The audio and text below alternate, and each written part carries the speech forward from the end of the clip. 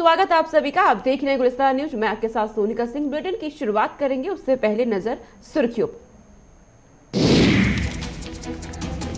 उत्तराखंड विधानसभा चुनाव की तैयारियों में लगी बीजेपी। 24 और 25 नवंबर को हो सकती है प्रदेश कार्य समिति की बैठक।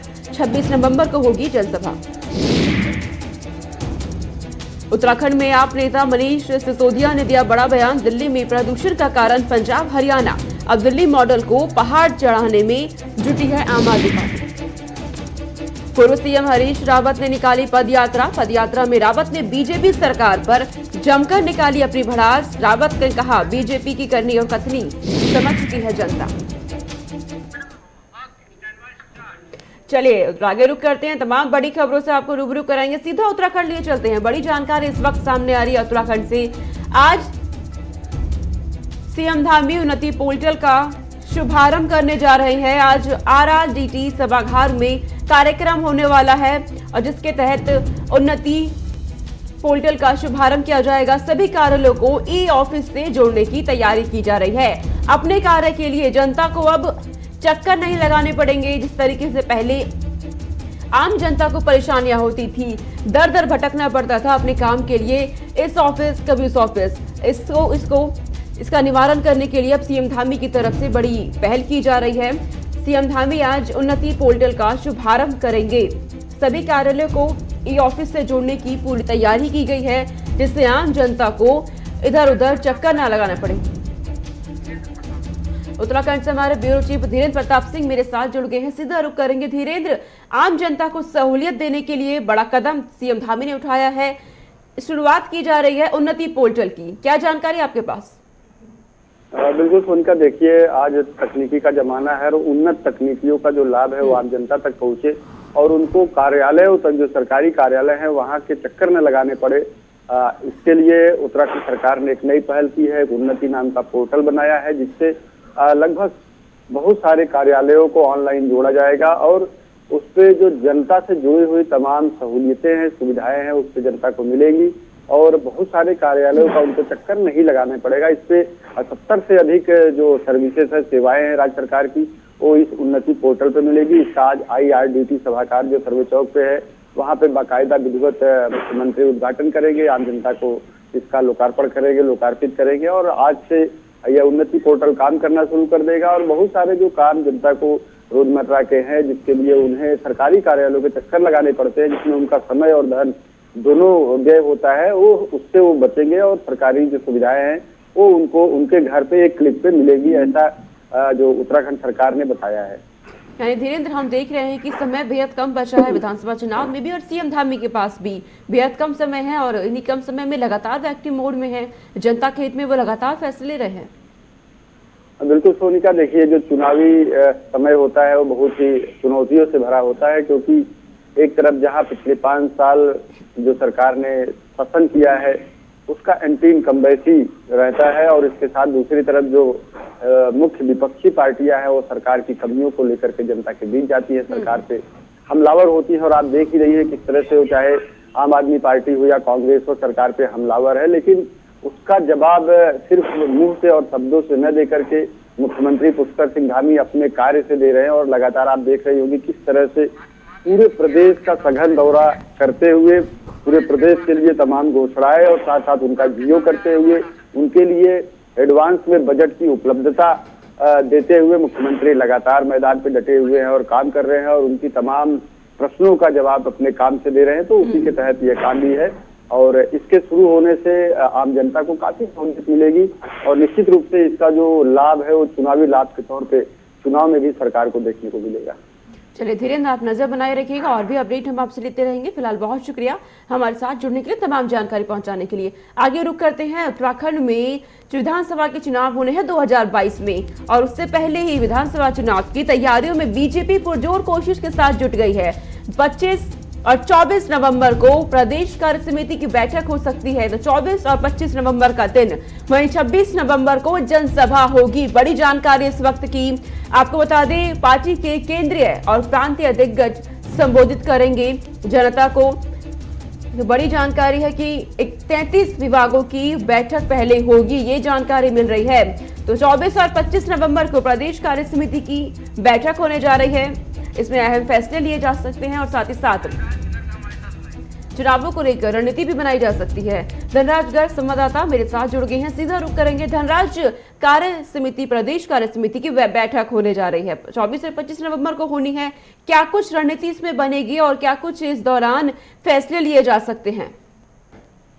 जी सोनिका, बिल्कुल जिस तरीके से आपको बता दें कि 2022 का चुनाव उत्तराखंड में नजदीक है, तो कहीं ना कहीं इसको लेकर बीजेपी पूरी तरीके से तैयारियों में जुट चुकी है। आप देख रहे हो कि बीजेपी के राष्ट्रीय नेता लगातार उत्तराखंड का दौरा कर रहे हैं, चाहे प्रधानमंत्री नरेंद्र मोदी हो या राष्ट्रीय अध्यक्ष जेपी नड्डा हो, लगातार उत्तराखंड का दौरा कर रहे हैं। तो वहीं अब बैठकों का दौर भी बीजेपी में शुरू हो चुका है कि 24 और 25 तारीख को कहीं ना कहीं कार्य समिति की बैठक होगी, जिसमें तमाम जो चुनाव के मुद्दे हैं उनको लेकर निर्णय लिए जाएंगे और साथ ही चुनाव की रणनीति भी तैयार की जाएगी। अब देखने वाली बात होगी सोनिका की किस तरीके से जो कार्य समिति की बैठक होगी, तो इसमें कौन कौन नेता शामिल होंगे, क्योंकि मुख्यमंत्री पुष्कर सिंह धामी भी इसमें शामिल होने की बात कही जा रही है। तो वहीं बड़े जो मंत्री हैं, कैबिनेट मंत्री हैं, वो भी इसमें शामिल होंगे और साथ ही जो कार्य अध्यक्ष यानी कि जो अध्यक्ष है मदन कौशिक बीजेपी के, वो भी इसमें शामिल होंगे और साथ ही कार्यकर्ता भी इसमें शामिल होंगे। उनको सभी को ये गुण बताया जाएगा कि आखिर 2022 के चुनाव से पहले वो किस तरीके से जनता के बीच आए और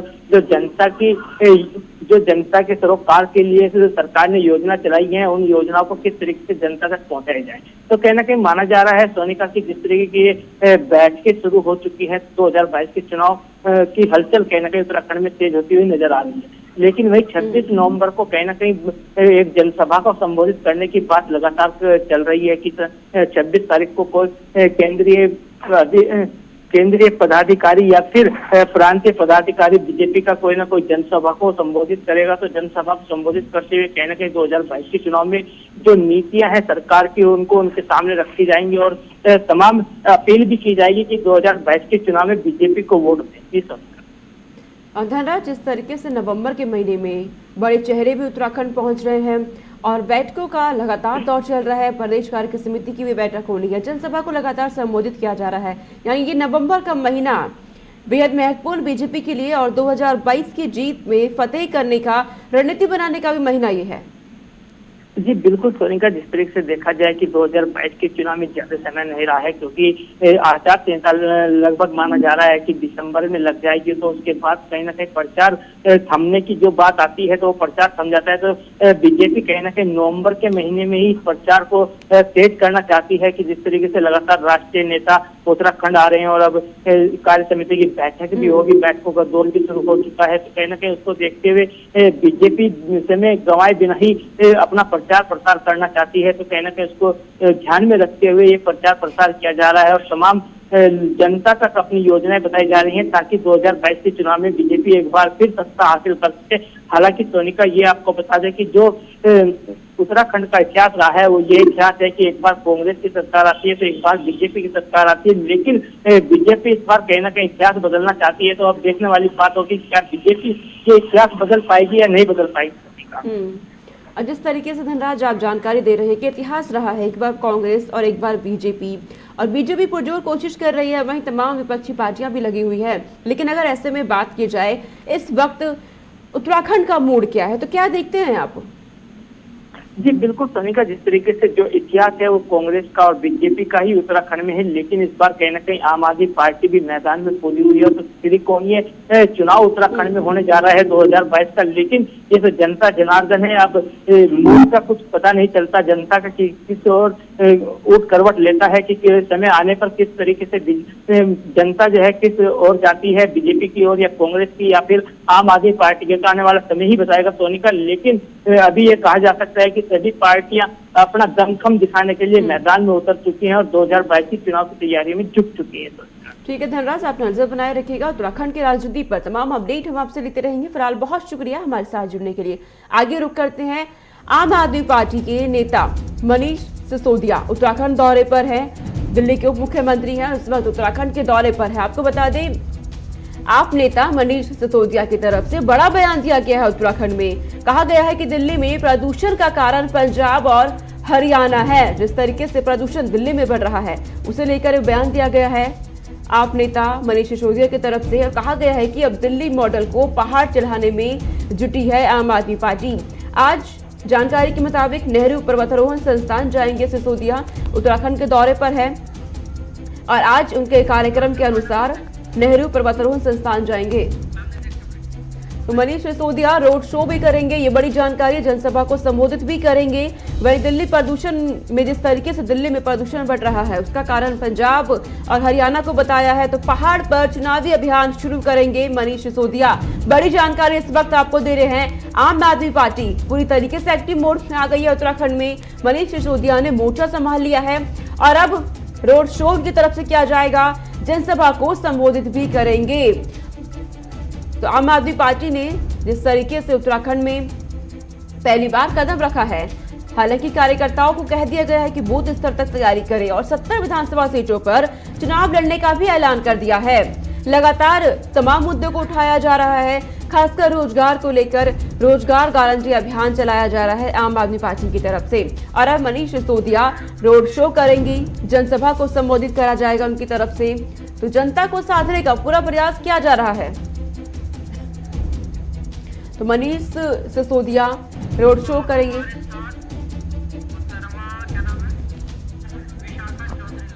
संवाददाता विशाखा चौधरी मेरे साथ जुड़ गई हैं, सीधा रुख करेंगे। विशाखा, आम आदमी पार्टी पहली बार उत्तराखंड की राजनीति में कदम रखा है और जिस तरीके से एक्टिव मोड में है, मनीष सिसोदिया रोड शो करने जा रहे हैं, जनसभा को भी संबोधित करेंगे। क्या रुख आप देख रहे हैं उत्तराखंड की जनता का?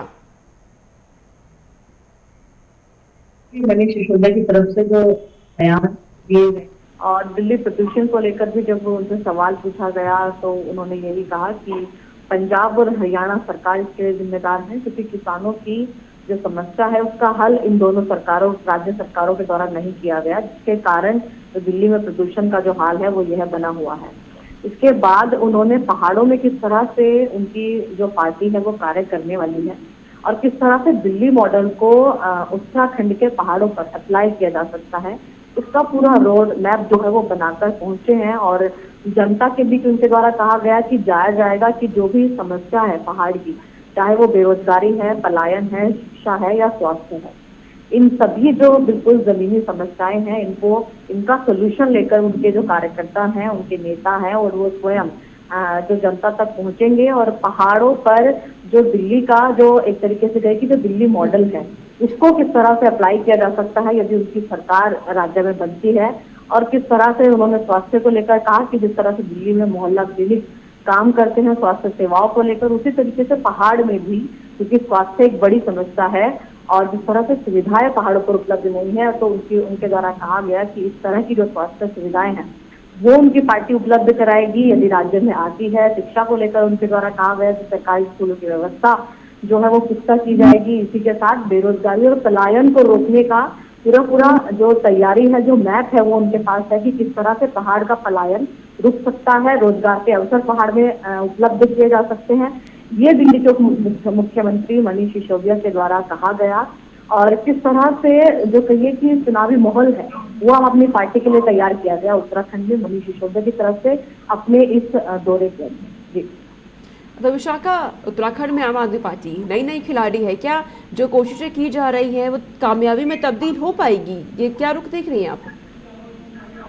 जी बिल्कुल सोनिका, देखिए जिस तरह से अभी एक विपक्षी पार्टी के तौर पर जरूर आम आदमी पार्टी उत्तराखंड में उभर रही है, लेकिन देखिए किसी भी पार्टी को इस राज्य में सरकार बनाने के लिए केवल एक चेहरा नहीं बल्कि पूरे संगठन या कहिए कि पूरे कार्यकर्ता या नेता बूथ स्तर तक लगाकर जरूरत होती है। वो संगठन कहिए कि या उतनी संख्या में कार्यकर्ता, व्यक्ति, नेता आम आदमी पार्टी के पास फिलहाल उत्तराखंड में नहीं। यही वो दिक्कत है जिसका सामना जो है वो इस विधानसभा चुनाव में आम आदमी पार्टी को करना भी पड़ेगा, क्योंकि जिस तरह से पूरे उत्तराखंड के अंदर बीजेपी का कहिए कि संगठन के तौर पर कहीं ना कहीं हर विधानसभा के अंदर, हर जिले के अंदर जो बोलबाला है उनका एक पूरा कार्यशैली है जिसके तहत वो कार्य करते हैं। कांग्रेस पुरानी पार्टी है, उनके अपने जो कार्यकर्ता है वो है, इतनी पुरानी पार्टी है तो कहिए कि जनता का एक वर्ग जो है वो कहीं ना कहीं कार्यकर्ता के रूप में कांग्रेस से भी जुड़ा हुआ है। आम आदमी पार्टी के सामने यही दिक्कत है, क्योंकि अभी नई पार्टी है तो उसके कार्यकर्ता, नेता या कहिए कि उतना जो जनता है वो आम आदमी पार्टी के साथ अभी पूरी तरह से जुड़ी हुई नहीं है और इसका तो बनने में भी समय लगता है, क्योंकि देखिए पूरा संगठन तैयार करने में, क्योंकि राज्य में वो समय आम आदमी पार्टी को जरूर लगेगा, लेकिन जिस तरह से कार्य आम आदमी पार्टी कर रही है, चुनावी रणनीति के तहत कार्य कर रही है, और देखिए जो दिग्गज चेहरे हैं आम आदमी पार्टी के, चाहे वो अरविंद केजरीवाल है या मनीष सिसोदिया है, उनकी तरफ से पूरा कार्य किया जा रहा है और विधानसभा चुनाव में जो कार्य किया गया है उसका नतीजा आम आदमी पार्टी को मिल जाएगा। ठीक है विशाखा, तमाम जानकारी आपने हम तक पहुंचाई, बहुत शुक्रिया तमाम जानकारी हम तक पहुंचाने के लिए और हमारे दर्शकों तक पहुंचाने के लिए। आगे रुक करते हैं एक और बड़ी जानकारी। इस वक्त विधानसभा चुनाव को लेकर कांग्रेस ने भी कमर कस ली है। कांग्रेस तमाम रणनीति बना रही है और अब पूर्व सीएम हरीश रावत ने पद यात्रा निकाली है। बीजेपी सरकार पर जमकर भड़ास निकाली गई है। इस पद यात्रा के दौरान बड़ी जानकारी इस वक्त की, बीजेपी की करनी और कथनी समझ चुकी है जनता, यह हरीश रावत की तरफ से बयान दिया गया है। दरअसल विधानसभा चुनाव 2022 को लेकर कांग्रेस पूरी तरीके से कमर कस चुकी है और तमाम मुद्दों को लेकर के बीजेपी पार्टी को घेरा भी जा रहा है, खासकर स्थानीय मुद्दों को उठाया जा रहा है। और अब हरीश रावत की तरफ से, पूर्व सीएम है उत्तराखंड के, पद यात्रा निकाली गई है। कांग्रेस के बड़े चेहरे हैं हरीश रावत, लगातार बीजेपी को घेरने का काम कर रहे हैं, तो उनकी तरफ से ये बयान सामने आया है। आपको बता दें कि वही हरीश रावत की तरफ से ये भी कहा गया कि देवभूमि में नड्डा आए या कोई भी उत्तराखंड में कांग्रेस की सरकार तो बननी तय है। यानी ये दावा कांग्रेस लगातार कर रही है कि 2022 में सत्ता में काबिज होगी। हालांकि 2022 के परिणाम ये बताएंगे कि सत्ता में कौन आएगा। फिलहाल कांग्रेस की तरफ से पुरजोर कोशिश की जा रही है, तमाम रणनीति बनाई जा रही है, लगातार बैठकें की जा रही है और जिस तरीके से विधानसभा चुनाव होने हैं, बेहद कम समय बचा है। संचित शर्मा मेरे साथ जुड़ गए हैं, संवाददाता, तमाम जानकारी के साथ। संचित, कांग्रेस तमाम कोशिशें कर रही है और अब कमर भी कस ली गई है। हरीश रावत की तरफ से बयान भी लगातार दिए जा रहे हैं, बीजेपी को घेरने का काम किया जा रहा है।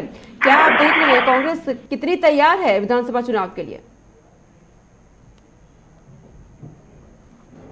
उत्तराखंड में पूर्व मुख्यमंत्री कांग्रेस पार्टी के रहे हैं और आप देखिए हरीश रावत एक बड़ा चेहरा उत्तराखंड कांग्रेस में मान जाता है। और साथ ही साथ अगर हरीश रावत की बात करें, आप अंदाजा लगा सकते हैं कि हरीश रावत के जो बयान रहते हैं वो इस तरीके के रहते हैं जिससे राजनीति की एक उठापटक देखने को उत्तराखंड के अंदर मिलती है। क्योंकि देखिए हरीश रावत का कद काफी बड़ा है और वो तमाम इस तरीके के बयान देते रहते हैं जिससे कि हरीश रावत हमेशा लाइमलाइट में रहे। तो आप देखिए हरीश रावत ने भी बयान दिया है कि उत्तराखंड में कांग्रेस की सरकार बनना तय है और देखिए ये देखना भविष्य तय करेगा कि किसकी सरकार उत्तराखंड में बनती है। क्योंकि आम आदमी पार्टी के कार्यकर्ताओं से बात करेंगे, उनके बड़े नेताओं से बात करेंगे, चाहे वो मनीष सिसोदिया हो, चाहे वो अरविंद केजरीवाल हो, आप उनसे बात करें तो वो भी यही दावा कर रहे हैं कि सरकार बनेगी। बीजेपी वालों से आप बात करोगे तो भारतीय जनता पार्टी के नेता भी लगातार यही कहते रहते हैं कि सरकार उनकी बनेगी। लेकिन जनता किसको पसंद करती है, जनता किसको अपना मैंडेट देती है, कौन सत्ता में काबिज होगा, वो तो भविष्य में देखने वाली बात होगी। लेकिन अगर फिलहाल उत्तराखंड की बात करें तो तीनों ही पार्टियां अलग अलग तरीके से अपने मोर्चे खोल चुकी है और उत्तराखंड के अंदर राजनीति करना शुरू कर दी है। आप देखिए कि उत्तराखंड में इस वक्त कांग्रेस पार्टी विपक्ष में, आम आदमी पार्टी इस बार पहली बार उत्तराखंड के अंदर चुनाव लड़ने जा रही है और बीजेपी की सरकार है। तो बीजेपी को तमाम तरीके के मुद्दे पे घेरने के काम, चाहे आम आदमी पार्टी हो चाहे कांग्रेस पार्टी हो, दोनों ही पार्टियां कर रही है। लेकिन आप देखिए सोनिका, अगर आम आदमी अगर भारतीय जनता पार्टी के कार्यों की बात करें तो सरकार ने जब से पुष्कर सिंह धामी के हाथ आई है तो तमाम तरीके के बड़े फैसले उनकी सरकार ने लिए गए। तमाम तरीके के बड़े फैसले के साथ साथ तमाम तरीके की बड़ी घोषणाएं, बड़े लोकार्पण, उद्घाटन उनके कार्यकाल में किए गए। लेकिन अगर सरकार की बात करें तो सरकार को इस वक्त अगर आम आदमी पार्टी ने जिस तरीके से अपने हित में सरकार से एंटी लोगों करके अपने हित में करने की कोशिश करी थी, लेकिन अब धीरे धीरे चुनाव पास आ रहा है तो आम आदमी पार्टी की तरफ से जनता का रुख मुड़ता हुआ नजर आ रहा है, कांग्रेस पार्टी की तरफ से जनता का रुख मुड़ता हुआ नजर आ रहा है और बाकी ये तो भविष्य में देखा जाएगा कि सरकार किसकी बनती है। सभी संचित, कांग्रेस कोशिशें तमाम कर रही है, तमाम रणनीति बनाई जा रही है, लेकिन संचित यहाँ पे सवाल बन जाता है, कांग्रेस अभी तक चेहरा तय नहीं कर पाई है। फिलहाल आप नजर बनाए रखिएगा कि क्या कुछ कांग्रेस की राजनीति में उठापटक चल रहा है, आपसे और जानकारी हम लेते रहेंगे। फिलहाल बहुत शुक्रिया हमारे साथ जुड़ने के लिए। आगे रुक करते हैं, बात करेंगे शहीदों को लेकर के, अल्मोड़ा निर्माण को लेकर के। अब शहीदों के परिवार के घरों की पवित्र मिट्टी एकत्रित करने के लिए 3 दिवसीय शहीद सैन्य सम्मान यात्रा शुरू हो गई है। दरअसल अल्मोड़ा सैन्य धाम का निर्माण किया जाएगा और इसके लिए शहीदों के घरों की पवित्र मिट्टी को एकत्रित किया जाएगा, जिसके लिए यात्रा अभी शुरू कर दी गई है। राज्य के 1734 शहीदों के परिवारों के घर से एकत्रित मिट्टी 7 दिसंबर को देहरादून सैन्य धाम पहुंच जाएगी। विधानसभा उपाध्यक्ष रघुनाथ सिंह चौहान ने चौहान पाटा में यात्रा को रवाना किया। उन्होंने कहा कि प्रधानमंत्री नरेंद्र मोदी ने देहरादून आगमन पर कहा था कि उत्तराखंड में 4 धाम हैं, 5वां सैन्य धाम भी होना चाहिए। उनकी इस परिकल्पना को साकार करने के लिए प्रदेश सरकार यह सैन्य धाम बनवा रही है। इस सैन्य धाम में सैनिकों की गौरव गाथा को अंकित किया जाएगा।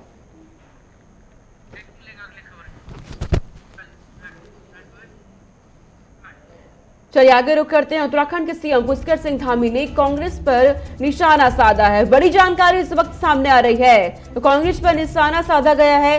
कहा गया है कि सरकार ने रोजगार के आंकड़े रख दिए हैं। सीएम धामी की तरफ से कहा गया है हरीश रावत से पूछे कि वह संन्यास लेंगे या नहीं। दरअसल रोजगार के मुद्दे पर राजनीति बखूबी देखी जा रही है उत्तराखंड में। अब हरीश रावत की तरफ से कहा गया है कि आंकड़े सही नहीं है। पहले कांग्रेस की तरफ से मुद्दा उठाया गया था रोजगार का आंकड़ों को लेकर कि उत्तराखंड में युवाओं को रोजगार नहीं दी गई। उसके बाद बीजेपी की तरफ से आंकड़े सामने रखे गए कि इतने युवाओं को रोजगार दिया गया है। अब आंकड़े सामने आने के बाद राजनीति बखूबी उत्तराखंड में देखी जा रही है। सीएम धामी कह रहे हैं कि सरकार ने रोजगार के आंकड़े आपके सामने रख दिए हैं। अब हरीश रावत ने जो बयान दिया था कि अगर सरकार आंकड़े रख देती है तो वह संन्यास ले लेंगे, उसके बयान पर अब सीएम धामी ने कहा है कि हरीश रावत से पूछे कि वह संन्यास लेंगे या नहीं। अब जिस तरीके से राजनीति हो रही है, हरीश रावत कह रहे हैं कि आंकड़े सही नहीं है। रोजगार के मुद्दे को लेकर उत्तराखंड में इस वक्त बखूबी राजनीति देखी जा रही है। अब उत्तराखंड के सीएम की तरफ से कांग्रेस को पर निशाना साधा गया है। कहा गया है कि सरकार ने आंकड़े सामने रख दिए हैं। हरीश रावत से पूछिए कि अब वे संन्यास लेंगे या नहीं। दरअसल कांग्रेस लगातार बीजेपी को रोजगार के मुद्दे पर घेर रही है। विधानसभा के चुनाव 2022 में होने हैं और उससे पहले दोनों ही पार्टियां आमने सामने हैं और तमाम मुद्दों को लेकर के एक दूसरे को घेरने का काम किया जा रहा है। चलिए आगे रुक करेंगे। उत्तराखंड के सीएम उत्तर प्रदेश के सीएम से मुलाकात करेंगे। बड़ी जानकारी इस वक्त की सामने आ रही है। सीएम धामी यूपी के सीएम यानी योगी आदित्यनाथ से मुलाकात करेंगे। उत्तराखंड और उत्तर प्रदेश के बीच परिसंपत्तियों पर आज चर्चा होनी है।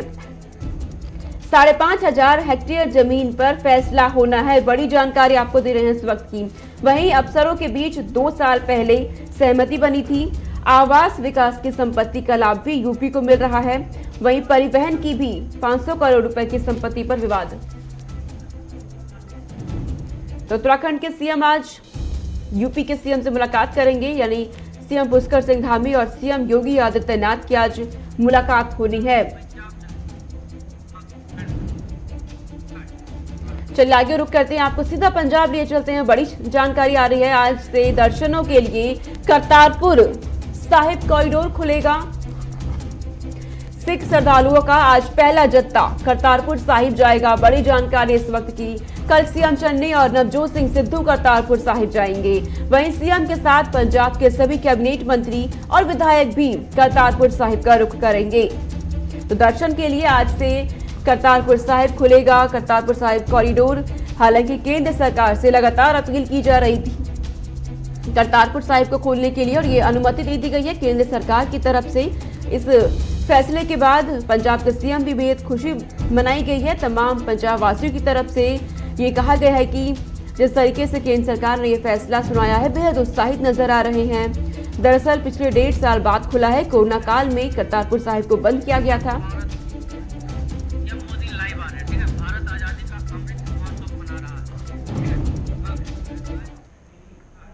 तो भारत आजादी का अमृत महोत्सव बना रहा है। इसी के तहत कई कार्यक्रम देश भर में आयोजित किए जा रहे हैं। सीधा आपको लिए चलते हैं। प्रधानमंत्री नरेंद्र मोदी इस वक्त इसके तहत संबोधन कर रहे हैं। अच्छी तरह जानते हैं कि कैसे अच्छी से अच्छी चीजें खोज करके ले आना। लेकिन मैं मानता हूं कि इस तरह के आयोजन से बाकी सदस्यों को राजनीति से भी ज्यादा, राजनीति से भी कुछ अलग, कुछ न कुछ करने की प्रेरणा मिलेगी और साथ ही देश को भी इस तरह के प्रयासों के बारे में जानने का अवसर मिलेगा। साथियों, हम क्वालिटी डिबेट को बढ़ावा देने के लिए कुछ भी और आवश्यकता है। हम लगातार कुछ न कुछ इनोवेटिव कर सकते हैं। डिबेट में वैल्यू एडिशन कैसे हो, क्वालिटेटिवली डिबेट लगातार नए स्टैंडर्ड्स को कैसे प्राप्त करें, हम क्वालिटी डिबेट के लिए भी अलग से समय निर्धारित करने के बारे में सोच सकते हैं क्या? ऐसी डिबेट जिसमें मर्यादा का, गंभीरता का पूरी तरह से पालन हो, कोई राजनीतिक छीटाकशी ना हो, एक तरह से वो सदन का सबसे हेल्दी समय हो, हेल्दी डे हो। मैं रोज के लिए नहीं कह रहा हूं, कभी 2 घंटे, कभी आधा दिन, कभी 1 दिन। क्या हम इस तरह का कुछ प्रयास कर सकते हैं? Healthy day, healthy debate, quality debate, value addition करने वाली डिबेट, रोजमर्रा की राजनीति से बिल्कुल मुक्त डिबेट।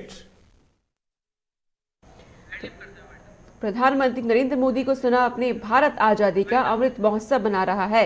इसके तहत लगातार पीएम नरेंद्र मोदी हर जगह कार्यक्रमों में पहुंच रहे हैं, संबोधन कर रहे हैं वर्चुअली माध्यम से और लोगों से सीधा जुड़ भी रहे हैं। इस बुलेटिन में इतना ही। देश और दुनिया की तमाम खबरों के लिए देखते रहिए गुलिस्तान न्यूज। नमस्कार।